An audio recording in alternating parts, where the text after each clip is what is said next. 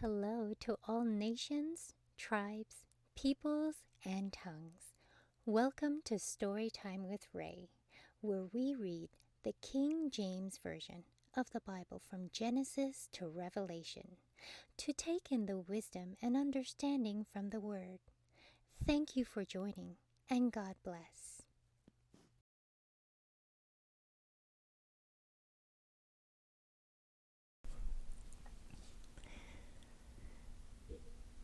John chapter 19.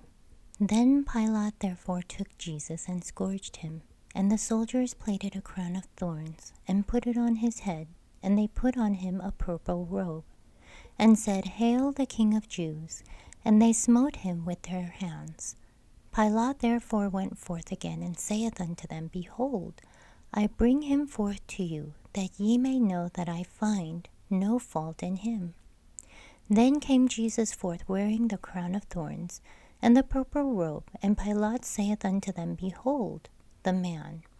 When the chief priests therefore and officers saw him, they cried out, saying, Crucify him, crucify him. Pilate saith unto them, Take ye him and crucify him, for I find no fault in him. The Jews answered him, We have a law, and by our law he ought to die, because he made himself the Son of God.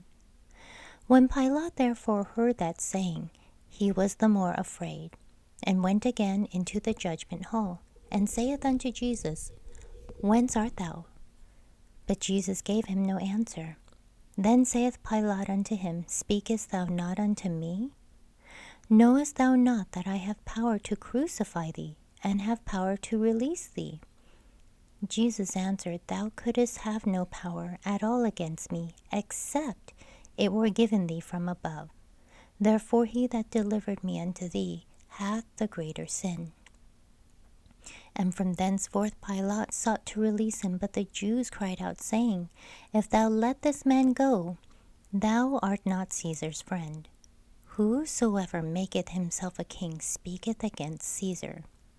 When Pilate therefore heard that saying, he brought Jesus forth and sat down in the judgment seat, but in the Hebrew, Gabbatha. And it was the preparation of the Passover, and about the 6th hour, and he saith unto the Jews, Behold, your king. But they cried out, Away with him, crucify him. Pilate saith unto them, Shall I crucify your king? The chief priests answered, We have no king but Caesar. Then delivered he him therefore unto them to be crucified. And they took Jesus and led him away. And he bearing his cross went forth into a place called the place of a skull, which is called in Hebrew Golgotha, where they crucified him, and two other with him, on either side one, and Jesus in the midst. And Pilate wrote a title and put it on the cross, and the writing was Jesus of Nazareth, the King of the Jews. This title then read many of the Jews, for the place where Jesus was crucified was nigh to the city, and it was written in Hebrew and Greek and Latin. Then said the chief priests of the Jews to Pilate, Write not the King of the Jews, but that he said, I am King of the Jews. Pilate answered, What I have written, I have written. Then the soldiers, when they had crucified Jesus, took his garments, and made 4 parts, to every soldier a part, and also his coat.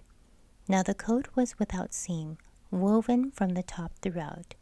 They said therefore among themselves, Let not us rent it, but cast lots for it, whose it shall be, that the scripture might be fulfilled, which saith, They parted my raiment among them, and for my vesture they did cast lots. These things therefore the soldiers did.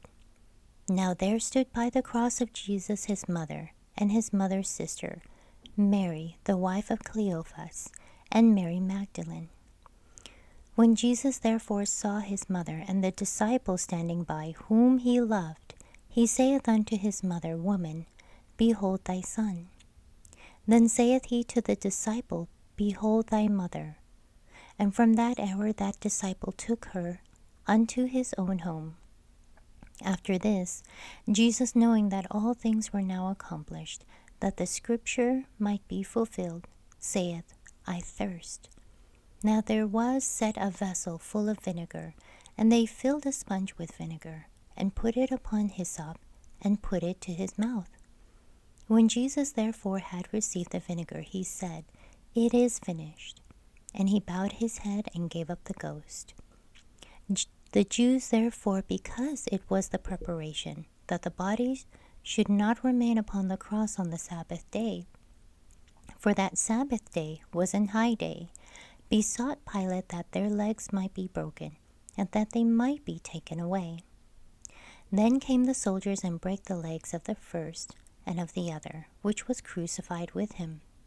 But when they came to Jesus and saw that he was dead already, they brake not his legs.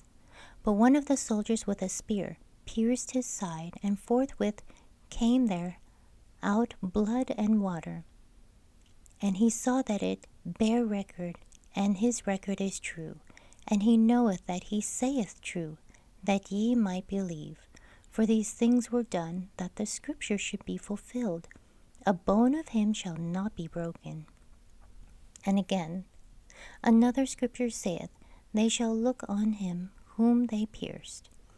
And after this, Joseph of Arimathea, being a disciple of Jesus, but secretly for fear of the Jews, besought Pilate that he might take away the body of Jesus. And Pilate gave him leave. He came therefore and took the body of Jesus.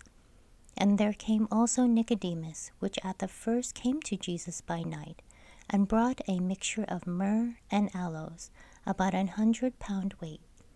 Then took they the body of Jesus, and wound it in linen clothes, with the spices, as the manner of the Jews is to bury. Now in the place where he was crucified, there was a garden, and in the garden a new sepulchre, wherein was never man yet laid. There laid they Jesus, therefore, because of the Jews' preparation day, for the sepulchre was nigh at hand. Thank you so much for joining and listening to this beautiful chapter. I highly recommend it as a personal read. Please join me on the next chapter as we dive in deeper into the Word. If you do love the Word as much as I do, express so by liking, sharing the Word with your loved ones, and even subscribing. And may the Lord bless you each and every day.